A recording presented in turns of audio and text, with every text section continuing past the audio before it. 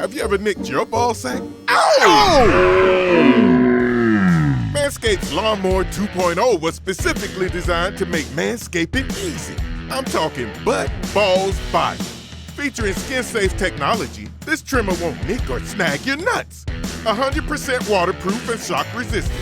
Head over to manscaped.com and get yourself the Lawnmower 2.0. And for a limited time, get free shipping and a free Shed travel bag.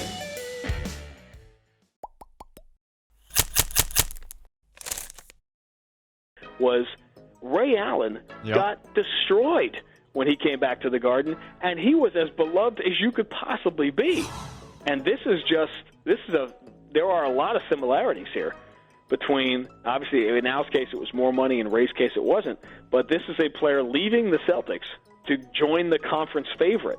And I'm not blaming either one of them for doing it, but my feeling is that Al's going to get sort of a hero's welcome, which is great, whereas Ray got destroyed when he came back. And I just think a lot of that, I think there's a Kyrie factor in that.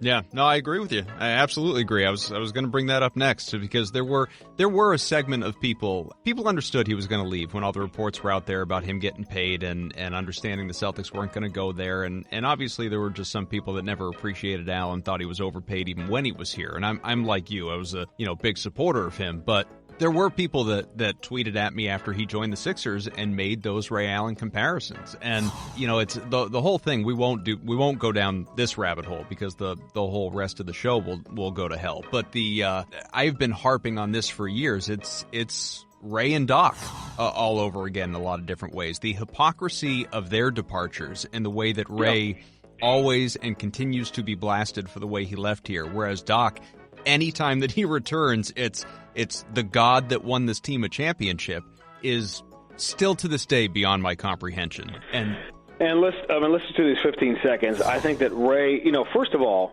the 08 team may have been one of the greatest on the floor in NBA history, and certainly were, and legend will be written, but they literally, as men, cannot get their act together now to the point where there was on the books at one point a 10-year reunion that the Celtics wanted to do. Not a chance, because these guys aren't there yet, because they're still so fractured in all of their different ways. So that's going to be a plot line going forward. But I thought the Paul Pierce night was a perfect opportunity for Ray to come back. Bury the hatchet. That, to me, was because he would have come back. Everybody would have cheered him because it was Paul's day, and I think it would have been a great step forward. But what made them so great, what made these guys so great, and the stubborn nature of them that they would not lose, is playing into the fact that they cannot 12 years later, pull it together to get this eventual reunion done. But I think there's certainly fairness in that. And like Al, what do you deserve? Who cares? I think it's going to be great that Al gets a big ovation. He deserves it. He was, as I was on that bandwagon from the beginning. I thought he was unappreciated when he was here. It's funny that it took him leaving, I think, for people